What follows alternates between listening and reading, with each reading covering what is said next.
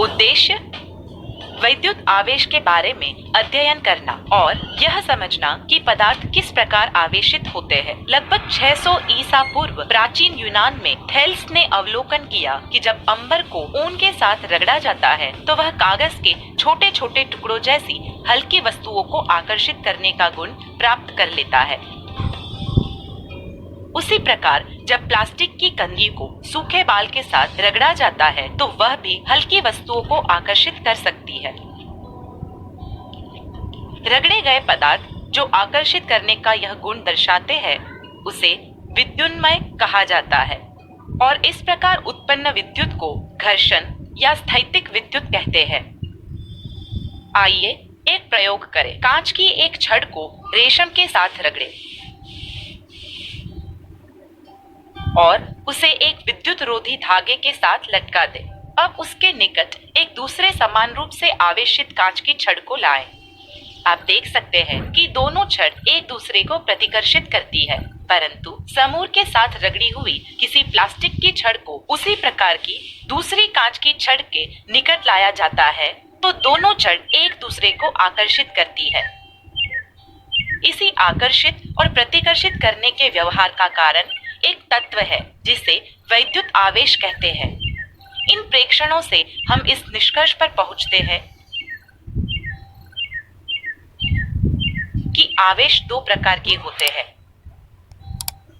और असमान आवेश एक दूसरे को आकर्षित और समान आवेश एक दूसरे को प्रतिकर्षित करते हैं।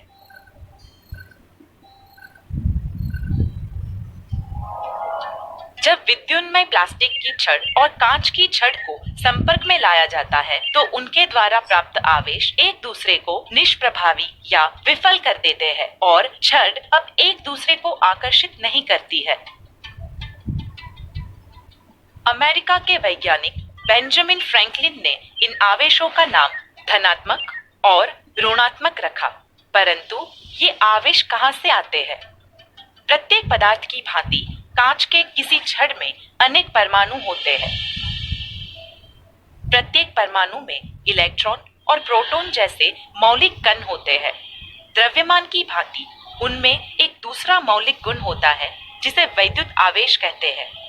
यह एक अदिश भौतिक राशि है और इसका SI मात्रक कूलम्ब है। परिपाटी के अनुसार इलेक्ट्रॉन को ऋणावेशित माना जाता है जबकि प्रोटॉन को समान राशि के साथ धनावेशित। चूंकि प्रत्येक परमाणु में समान संख्या में इलेक्ट्रॉन और प्रोटॉन होते हैं, अतः प्रत्येक परमाणु पर शुद्ध आवेश 0 होता है। परिणाम स्वरूप कांच की संपूर्ण छड़ विद्युतीय रूप से उदासीन होती है। यही बात रेशम के लिए भी सत्य है, परंतु जब उदासीन कांच की छड़ को उदासीन रेशम के वस्त्र के साथ रगड़ा जाता है तो रगड़ने में जो ऊर्जा खर्च होती है उसका उपयोग इलेक्ट्रॉन के स्थानांतरण के लिए होता है। रगड़ने के दौरान उत्पन्न घर्षण के कारण कांच की छड़ के एक परमाणु से एक इलेक्ट्रॉन की हानि होती है। एक ऋणावेश वाले इलेक्ट्रॉन की कमी होने के कारण आवेशों के बीच असंतुलन पैदा हो जाता है और इसलिए कांच की छड़ के परमाणु में धनावेश उत्पन्न हो जाता है।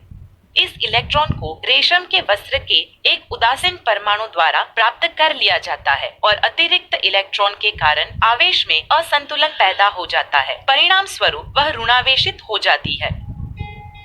रगड़ने के दौरान यही प्रक्रिया बार बार दोहराई जाती है और कांच की छड़ धनावेशित और रेशम का वस्त्र ऋणावेशित हो जाता है। आवेशित पिंडों के बीच आकर्षण और प्रतिकर्षण का उद्योगों में अनेक प्रकार से इस्तेमाल होता है, जैसे वैद्युत स्थैतिक पेंट का छिड़काव, जिसमें पेंट किया जाने वाला ढांचा धनावेशित होता है। जब एटमाइजर से पेंट की बूंदें निकलती है तो घर्षण के कारण वे ऋणावेशित हो जाती है। आकर्षण के कारण ऋणावेशित पेंट की बूंदें धनावेशित ढांचे पर जमा हो जाती है और पेंट का नुकसान नहीं होता है।